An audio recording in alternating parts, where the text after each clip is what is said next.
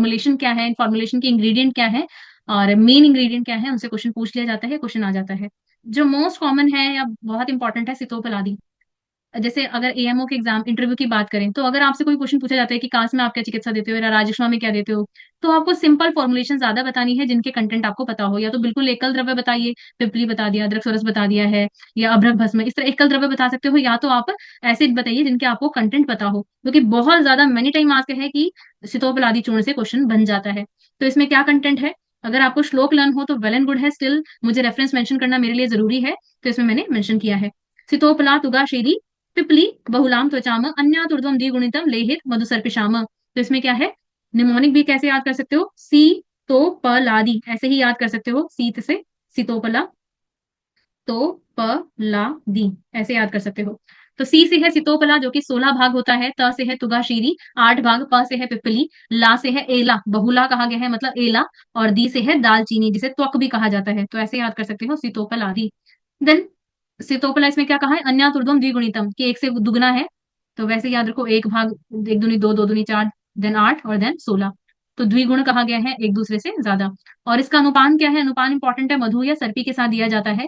किसमें कहा गया है, श्वास काश कपांतुरम सुप्त जिह्वा अरोच किन्नम अल्पाग्नि पाशशूलिनाम। अगर अगर सब्जेक्टिव एग्जाम की बात करें, क्वेश्चन आता है सितोपलादी चूर्ण का रोगाधिकार सीधा आता है, तब आप प्रयोग लिख सकते हो राजक्ष्मा, लेकिन किस में प्रयोग किया जाता है, तो उसमें सारे ही आपको टिक मतलब ऑल ठीक होगा।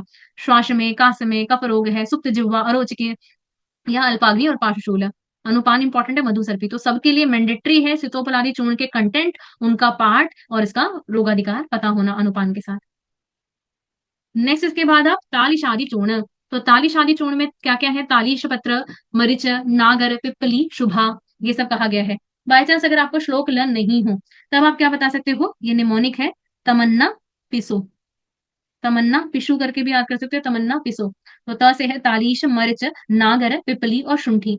क्यों निमोनिक जरूरी है, मतलब क्यों मैंने निमोनिक बताया है, क्योंकि इसका सीक्वेंस क्या है, इसका कितना पार्ट है, 1 2 3 4 5। तो ये सीक्वेंस में आपको इजिली याद रहेगा, तालीश पत्र मरिच नागर पिपली और शुभा, शुभा कहा गया है, ठीक है। ये ध्यान रखिए, शुभा किसके लिए आता है, एनीवन, वंशलोचन। वंशलोचन। वंशलोचन के लिए कहा गया है। देन पिपली अष्टगुणा चात्र प्रदेया सिद्ध शर्करा, की जो है सिद्ध शर्करा का पार्ट बताया गया है पिपली से 8 गुना। तो पिपली अगर 4 गुना है तो उसके 8 गुना मतलब 32 भाग। तो सबसे ज्यादा इसमें ऑल्दो सिद्ध शर्करा होता है। और इसमें क्या है साथ में, त्वक एला च अर्ध भागी के, तो आधा आधा भाग इसमें त्वक और एला है। अब किस किस प्रयोग में दिया जाता है, तो कांस श्वास अरुचि हरम तथ चूर्णम दीपनम परम, दीपन के लिए भी जो है तालिसादी चूर्ण कहा गया है। तो अगर आपके पास पेशेंट आते हैं जिसमें साथ में अग्निमांद्य है, in that case you can prefer Talisadi चूर्ण। हृत पांडु ग्रहणी दोष शोष प्लीहा जोरापहम, तो हृदय रोग है, पांडु रोग है, ग्रहणी, ऐसे सभी कंडीशन में आप यूज कर सकते हो। या साथ में स्पिनो में गली हुआ है, या प्लीहा रोग है, साथ में फीवर है, अतिसार है, शूल इंपॉर्टेंट है, मूड वातानुलोमनम, ये भी आ जाता है क्वेश्चन कि मूड वातानुलोमनम किसके लिए कहा गया है, मतलब किसकी इंडिकेशन में है, तालिसादी चूर्ण, ठीक है। ये इसके कंटेंट याद रखना इंपॉर्टेंट है, तमन्ना पिसू करके आपको सीक्वेंस भी याद आ जाएगी, उसका कितना पार्ट ऑफ दोज इंग्रेडिएंट है वो भी याद आ जाएगा। नेक्स्ट है लवण भास्कर चूर्ण। तो लवण भास्कर चूर्ण के क्या क्या कंटेंट है, सभी तो याद नहीं होंगे, श्लोक भी नहीं है, तो एटलीस्ट उसमें लवण के नाम पे कितने लवण है ये क्वेश्चन पूछा जा सकता है। तो इसमें 4 लवण है, ठीक है, 4 लवण है, ये याद रखिए। और साथ में इसमें क्या है, कार्य अष्टकर्षम इतः बुधे सपंच सो वर्चल। तो 4 लवण के अलावा इसमें क्या है, पूरा चतुरुष्ण है, ये पॉइंट याद रखिए। चतुरुष्ण में क्या क्या आता है, शोंठ मरीच पीपली पीपली मूल। हेपाटोप्लस मरीज। शुंठी, मरीच, पिपली और पिपली मूल, ये आते हैं चतुरुष्ण में, ठीक है। बाकी इसमें क्या है, चतुर्जात है। तो चतुर्जात में क्या क्या आता है, दालचीनी, एला, तेजपत्र, तो नागकेश। त्वग, एला, तेजपत्र और नागकेसर, ठीक है, ये याद रखिए। और तो ये तो आपको सुपरफिशियल कंटेंट कुछ याद आ गए कि इसमें 4 लवण है, चतुरुष्ण है, चतुर्जात है, ठीक है। सारे के सारे करने की जरूरत भी नहीं है, कुछ इंपॉर्टेंट आपको पता होना चाहिए। वात चेष्मा भवम गुल्म, साथ में वात कफज रोग है, वातज गुल्म है, प्लीहा उदर रोग है। तो मुख्य रोगाधिकार क्या है इसका, अग्निमांद है। बाकी कई सारी कंडीशन है, अर्श है, ग्रहणी है, कुष्ठ है, विबंध है, भगंदर है, शोफ शूल श्वासकास, इवन इन आम वात है, क्योंकि आम वात के पेशेंट में भी क्या मिलता है, अंग मर्द अरुचि तृष्णा, तो अरुचि मिलती है। तो ऐसे केस में आप लवण भास्कर चूर्ण दे सकते हैं। देन हृदय रोग, मंदाग्निनाशियेतः दीपनम पाचनम परम, तो आचार्य शारंगर बोलते हैं कि दीपन पाचन के लिए श्रेष्ठ है लवण भास्कर चूर्ण, ये याद कर सकते हैं। देन ये बहुत कॉमन क्वेश्चन आता है कि हिंगवाष्टक चूर्ण के कंटेंट क्या है। तो हिंगवाष्टक चूर्ण का पहले तो आप जानते हो रोगाधिकार है, अग्निमांद्य, अग्निमांद्य में कहा। और इसमें क्या है, त्रिकटु अजमोदा, त्रिकटु अजमोदा सैंधव जीरके द्वे समधरण घृता नाम अष्टमो हिंगू भाग। तो इसमें क्या है कि इसमें त्रिकटु है, अजमोदा है, अब हिंगु अष्टक तो पहले तो आ जाता है कि इसमें अष्ट भाग है, इसकी वजह से हिंगु अष्टक मतलब इसमें 1/8 भाग हींग है, इसीलिए इसका नाम है हिंगु अष्टक। ठीक है, बाकी इसके कंटेंट क्या है, तो इसमें त्रिकटु है, अजमोदा है, सैंधव है और 2 जीरा है, तो 3 4 5 6 7 और बाकी बचा हिंगू, तो इसके 8 कंटेंट है। तो दो तरह से इसके नाम का सिग्निफिकेंस है, एक तो इसमें 8 कंटेंट है और इसमें 8 भाग 1/8 भाग हिंगू है जिसे घी से भ्रजित किया जाता है। और क्या क्वेश्चन आज पूछा जा सकता है कि इसका औषध काल क्या है, तो इसके लिए कहा है प्रथमम कवल भुक्तम, कि पहले कवल के साथ आप इसे ले सकते हो। जो पहला, तो मैं पेशेंट को बिल्कुल एज इट इज बताती हूँ, जैसे हम कई बार आता है आपके पास अग्निमांद्य का केस है या गुल्म का केस है, ग्रहणी का केस है, आमवात का है, तो उसमें साथ में जैसे हमने सुकुमार घृत या खुद घृत को ऐड कर दिया, तो पेशेंट को होमली जो उनके पास अवेलेबल है उसके लिए बताएंगे। तो पहले निवाले में आपको हिंग जो है चूर्ण लेना है, चूर्ण की डोज होती है 3 to 6 ग्राम, और उतना ही आपको घृत लेना है। तो इन दोनों को मिला के आपको पहले निवाले के साथ खाना है। हम ये बताते हैं जब खाना शुरू करते हैं तो पहले निवाले के साथ, ये इसका काल कहा गया है। एयंति ही एततः जनयंति ही जठराग्नि वात रोगान हंति, जठराग्नि को दीप्त करता है, वात रोगों को नाश करेगा। अनुपान है सर्पी, काल कहा गया है प्रथम कवलम भुक्तम। ठीक है, तो कुछ भी आप इसके निमोनिक वगैरह मत बनाइए, हिंग वाष्टक चूर्ण है तो उसमें देखो पहली पहचान जाओगे, हींग तो होगा ही, बाकी क्या है, अजवाइन है, नमक है, जीरा है, सारे किचन वाली चीजें हैं, अजवाइन नमक जीरा, और साथ में डला है त्रिकटु, और साथ में क्या है, त्रिकटु जो दीपन है पाचन करेगा, बस। इसके बाद नेक्स्ट है अविपत्तिकर चूर्ण। तो अविपत्तिकर चूर्ण में क्या है, त्रिकटु है, त्रिफला है, तो पहले ही आपको ये कॉमनली याद रखने हैं कि एक तो इसमें त्रिफला, त्रिकटु, मुस्तह, विड, विडंग, एला और पत्र। तो इस समय इनमें ये चीजें हैं, विडम कहा गया है विड लवण के लिए, ये सब समभाग है। हमने पहले ही क्या याद किया था, अविपत्तिकर चूर्ण में 11 भाग है लवंग, 44 भाग है तीव्रत, 66 भाग है शर्करा। ठीक है, ये याद रखना है। हाँ बताइए डॉक्टर साहब। ओके, तो इसमें ये कंटेंट हो गई, ये तो आपको याद ही रखना है। इसका रोगाधिकार क्या है, तो अविपत्तिकर आचर्य इन्होंने बताया है भैंसी रत्नावली ने, अम्ल पित्त रोगाधिकार में, ये याद रखिए। कंटेंट में त्रिफला त्रिकुटु आपको याद आ जाएंगे, बाकी इसमें बस विड़ विडंग एला ये सभी हैं। ठीक है, और लवंग क्वेश्चन आता है मुख्य घटक क्या है, तो इसका मुख्य घटक है तीव्रत, या जिसे निशोध कहा जाता है, सर्वानुभूति कहा जाता है, सुवहा कहा जाता है, ये इसके पर्याय है। भोजन आदो तथा मध्य, ये इंपॉर्टेंट है, या तो भोजन के आदि में दो या मध्य में दे सकते हैं। ठीक है, भोजन के आदि या मध्य में कहा गया है। देन अम्ल पित्त निहंती आशु विबंध मूत्र मलियो, पेशेंट आता है कि जिनको रिटेंशन ऑफ यूरिन भी है, कॉन्स्टिपेशन भी है, साथ में बहुत एसिड रिगर्जिटेशन है, तब आप दे सकते हो। कि अग्नि मांद्य विबंध है, मलमूत्र रोग है, इसमें आप दे सकते हो।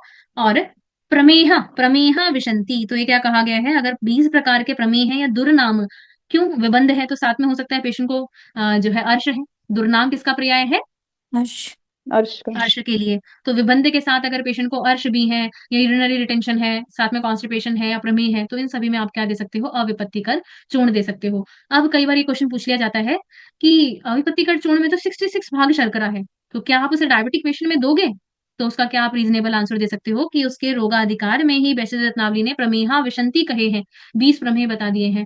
तो हमारे कोई भी प्रकार का प्रमेह है, चाहे वो मधुमेह के पेशेंट आते हैं, हम उसमें अविपत्तिकर चूर्ण दे सकते हैं। क्यों, किसने कहा, बैशिदत नावली ने, वही बात खत्म हो जाती है।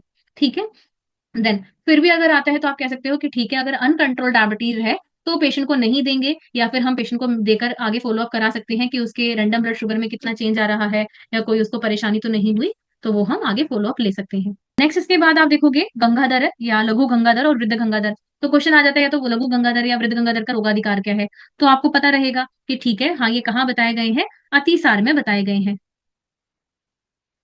अब क्वेश्चन आता है क्या ये सेम है या अलग है, तो हम कहेंगे लघु गंगाधर में कंटेंट अलग है और वृद्ध गंगाधर में थोड़े ज्यादा कंटेंट है। तो इसमें मुस्तह इंद्रियव, इंद्रियव किसे कहा जाता है, कुटज के बीजों को। कुटज में। कुटज। हाँ, कुटज बीज के लिए कहा गया है। तो आप देख सकते हैं यहाँ पे सारे ही ग्राही या स्तंभन करने वाले द्रव्य बताए हैं, चाहे वो मुस्त है, इंद्रियव है, बिल्व है, लोद्र है, मोचरस है, तो धात की। तो ये कंटेंट बताए हैं, कुछ कुछ कंटेंट आप याद कर सकते हो कि हाँ भी इसमें कौन से बताए हैं। क्लियर, देन धात की, और किसके साथ, तक्र गुड़ाभम प्याये, तक्र गुड़ के साथ देने के लिए कहा गया है। सर्व अतिसार का शमन करती है, और साथ में चाहे हो प्रवाहिका, तो इसके लिए कहा गया है लघु गंगाधर चूर्ण। दूसरा है वृद्ध गंगाधर चूर्ण, तो इसमें भी मुस्ता ही है, साथ में अरलू है, शुंठी है, धातकी है, लोद्र है। तो इसमें कई कंटेंट कॉमन है, जैसे वो बिल्व हुआ, या धातकी है, शुंठी है, लोद्र है, तो ये कंटेंट कॉमन है। बाकी इसमें जैसे कि मोचरस भी आ जाता है, पाठेंद्र, इंद्रिय व वत्सक। तो लघु गंगाधर के ऑलमोस्ट सभी कंटेंट कहाँ है, वृद्ध गंगाधर में भी है, लेकिन क्या नहीं है, जैसे कि अर्लुक हुआ, शुंठी हुआ, देन मोचरस पाठा, इंद्रिय था, इसमें वत्सक भी आ गया, मतलब इसमें कुटज भी आ गया। आम्र बीज, प्रतिविषा, लज्जालु, ये सारे कंटेंट वृद्ध गंगाधर में एक्स्ट्रा बताए गए हैं।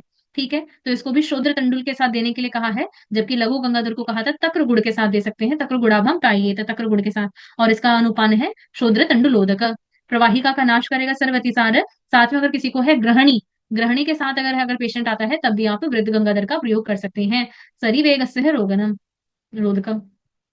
नेक्स्ट इंपॉर्टेंट है, कई रिसेंट क्वेश्चन बने हैं। षडधरण चूर्ण, तो षडधरण, तो षडधरण में नाम क्यों है, क्योंकि इसमें 6 कंटेंट है और सभी कितने कितने भाग में है, एक धरण प्रमाण में है, ये याद रखना। और कौन से हैं, किसके लिए कहा गया है, रोगाधिकार बहुत इंपॉर्टेंट है। वैश्यदेव रत्नावली ने तो बताया है उरु स्तंभ में, उरु स्तंभ चिकित्सा में बताया है षडधरण चूर्ण को वैश्यदेव रत्नावली ने, ये याद कर सकते हो। आचार्य शिष्युत्व बताया है वात व्याधि, और उसमें भी आता है कि आमाशयगत वात, तो इसमें आमाशयगते वाते। छर्दित्वा किसके लिए प्रयोग कर रहे हैं, छर्दित्वा यथाक्रम, कि पहले आपने सर्दी करा दी है, वमन करा दिया है, उसके बाद आप षडधरण चूर्ण का 7 डेज तक के लिए प्रयोग करेंगे। तो जिसका सिग्निफिकेंस बताया गया है कि हाउ मेनी डेज तक आप यूज कर रहे हो, वो इंपॉर्टेंट है। इसके कंटेंट अगर आ जाते हैं तो निमोनिक क्या है, चिपका करके याद रखिए, चिपका। ई से इंद्रियव, च से चित्रक, प से पाठा, क से फुटकी, अ से अतिविषा। तो निमोनिक क्या है, चिपका करके याद रख लेना। षडधरण चूर्ण रोगाधिकार है, आम आश्रय गते वाते, आम आश्रय गत वात में कहा है। वात व्याधि प्रशम षडधरण चूर्ण। क्लियर। नेक्स्ट इसके बाद आप देखते हैं सुदर्शन चूर्ण। तो सुदर्शन चूर्ण के इतने सारे कंटेंट है तो श्लोक तो बिल्कुल याद नहीं कीजिए, लेकिन आपको एटलीस्ट उसका रोग अधिकार पता होना जरूरी है। तो ज्वरा रोग अधिकार में कहा गया है, ठीक है। और इसके मुख्य घटक क्या है, जैसे कि इसमें त्रिफला है, त्रिकटु है, तो ये मेन मेन चीजें तो इसमें बताई हैं, त्रिफला, त्रिकटु, थोड़े बहुत मुस्त परपट उशीरा जो आपको याद आते हैं, मैंने कपनी की गुड्डू एक बताया है विश्व ज्वर की चिकित्सा में, तो इसमें वो सभी है। इसमें कुटकी है, परपटा है, मुस्ता है, तो कुछ कुछ कंटेंट बस आप याद रखिए। रोगाधिकार है ज्वर, मोस्ट कॉमनली हम इसको प्रयोग करते हैं। द्वंद्व जात ज्वर है, धातुस्थ विश्व ज्वरम, ज्वरान धातुगत अगर विष है या ज्वर है, दोनों ही कंडीशन में सन्निपातज है। मानस नाभि, या फिर इन सभी केस में कृष्ट, पटी, त्रुक, पृष्ठ, कटी, जानू, इन सब में शूल है। जैसे आपके पास एंगोलॉजिंग स्पॉन्डिलाइटिस का केस आता है, तो ऐसे केस में पेशेंट को बहुत सीवियर पेन होता है, त्रिक प्रदेश में, कटी प्रदेश में, तो ऐसी कंडीशन में भी आप सुदर्शन चूर्ण का प्रयोग कर सकते हैं, सर्व ज्वर निवृत्ति। नेक्स्ट है अजमोदादि चूर्ण, अजमुदा। तो अजमुदाई चूर्ण जो है आचार्य शरंधर ने मध्यम खंड में बताया है, और इसके कंटेंट क्या है वो थोड़ा आप याद कर सकते हो। तो इसमें है, बाकी दोनों थोड़े अलग अलग है, वैसे रत्नावली ने अलग श्लोक बताए हैं, अजमोदा धात्री निशा, उन्होंने अजमोदा निशा धात्री शार वन्नी ही विचूणियेत, उन्होंने श्लोक अलग बताए हैं और इनके कंटेंट अलग है। तो थोड़ा आप याद कर सकते हो, अजमोदा में डेफिनेटली अजमोदा तो होगा ही। और इसका मोस्ट कॉमनली हम आम बात में प्रयोग करते हैं, या दीपन पाचन अग्नि मानदेय में। तो इसमें विड़ंग है, सैंधव है, देवदारू है, और इसमें चित्रक है, पिपली मूल है, मरिचम है ना, चित्रक, पिपली, पिपली मूल। तो इसमें पंचकोल वाले भी द्रव्य आ जाते हैं। तो अगर इंटरव्यू पर्सपेक्टिव में कहेंगे तो आपको कुछ कंटेंट पता होना चाहिए, कि जरूरी नहीं है कि सभी कंटेंट बताना, या सामने भी सभी को सभी कंटेंट एट द मोमेंट याद रहे। लेकिन अजमोदा की चूर्ण का नाम है तो आप समझ रहे हैं कि इसको थोड़ा दीपन पाचन के लिए दिया जाएगा, तो उसमें अजमोदा है। बाकी अगर ये कंटेंट जो होते हैं हमारे त्रिकुटु वाले या पंचकोल वाले, पिपली, पिपलू, चव्य, चित्रक, नागरी, ये वाले थोड़े बता सकते हैं, इसमें ऑल्दो चव्य नहीं है। ठीक है, ये आप ध्यान रखिए। नेक्स्ट किसमें दिया जा सकता है, शौथु नाश करता है, आम वात रुजाहंती, संधि पीड़ा च गृद्रसी।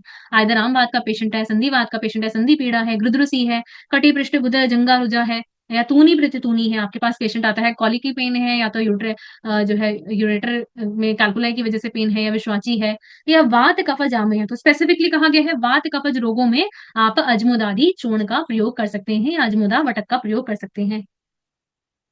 देन चूर्ण में अगर देखेंगे, पंच सकार चूर्ण, पंच सकार भी इंपॉर्टेंट है, इसके कंटेंट एज इट इज आ जाते हैं। तो रोगाधिकार की बात करें तो उदावर्त है, लेकिन इसको आपके पास पेशेंट आता है कॉन्स्टिपेशन का है, आना है, उदावर्त है, ऐसी विबंध आना, उदावर्त, इन सभी कंडीशन में पंच सकार तो मोस्ट कॉमनली देते हैं। इसके कंटेंट क्या है, तो याद रखिए शिशु सोसव, शिशु सो से स, मतलब सभी क्या है, एस एस एस से है, पांचों कंटेंट पांच है पंच सकार में, स से वाले पांच। तो इसमें शुंठी है, शिवा है, शिवा मतलब हरित की, तो श से क्या है, शिवा याद रखिए। शिवा हरित की है, शुंठी है, सौंफ है, सैंधव है, सनाए है। शुंठी, शिवा, सौंफ, सैंधव, सनाए। मुख्य घटक क्या होगा इसका जो रेचन करता है, वो है सनाए। इसमें क्या है, स्नूही है। ठीक है, ये मुख्य घटक है। उसके बाद क्या है, हरित की है, तो थोड़ा सा तीक्ष्ण रेचन करती है पंच सकार चूर्ण। ठीक है, अनुपान में ऑल्दो इसे उष्ण दग्ध या उष्ण जल के साथ देते हैं, अग्नि मानदेय में या विरेचन के लिए भी इसका प्रयोग किया जाता है, या विबंध के केस में। इसको कैसे लेते हैं, बस नाइट टाइम में हम 5 ग्राम बता देते हैं पेशेंट को लेने के लिए, क्योंकि ये आईएमपी की सप्लाई में अवेलेबल रहता है। तो पहले तो मैं क्या करती हूँ, कोई भी अगर कोष्ठशोधन के लिए या विबंध के लिए हम मेडिसिन बता रहे हैं, तो मैं उनको कहती हूँ कि आपको अगर जैसे चूर्ण है तो 3 to 5 ग्राम नाइट में लेना है सोने से पहले, जैसे क्या कहते हैं एचएस में हम मेंशन कर देते हैं ग्राम। लेकिन फिर भी अगर पता चलता है पेशेंट को तो और क्रूर कोष्ठ है, उसको नहीं ठीक हुआ, तब मैं उनको ट्वाइस अ डे बताती हूँ। तो प्रैक्टिकली हम ऐसे ही यूज करते हैं, पहले हम एचएस में बताते हैं, चाहे हरित की चूर्ण है, चाहे स्वादिष्ट व्यंजन चूर्ण है, चाहे त्रिफला है, पंचसकार है। इनिशियली मैं हमेशा एचएस बताती हूँ कि पेशेंट को ऐसा ना हो कि बहुत लूज मोशन हो गए और डिहाइड्रेशन हो गया हमारे पास 1 हफ्ते या 2 हफ्ते के बाद आ रहा है। तो यूजली बता के फिर उसको twice a day. Then next देखेंगे वटी कल्पना। तो वटी कल्पना में जो मोस्ट कॉमन क्वेश्चन आ जाते हैं, जैसे कि जिनसे पूछे जा सकते हैं, संजीवनी वटी है, चित्रकादी वटी है, व्यवसादी वटी है, इनसे क्वेश्चन पूछे जाने के ज्यादा चांसेस हैं। अभी कंटिन्यू करें या फिर नेक्स्ट लेक्चर में कल की क्लास में कवर करें, एनीवन? मैम कल ही कर लेते हैं, अभी ज्यादा यस। टाइम। ठीक है, कोई नहीं, आज के लिए आप इतना ही देखिए।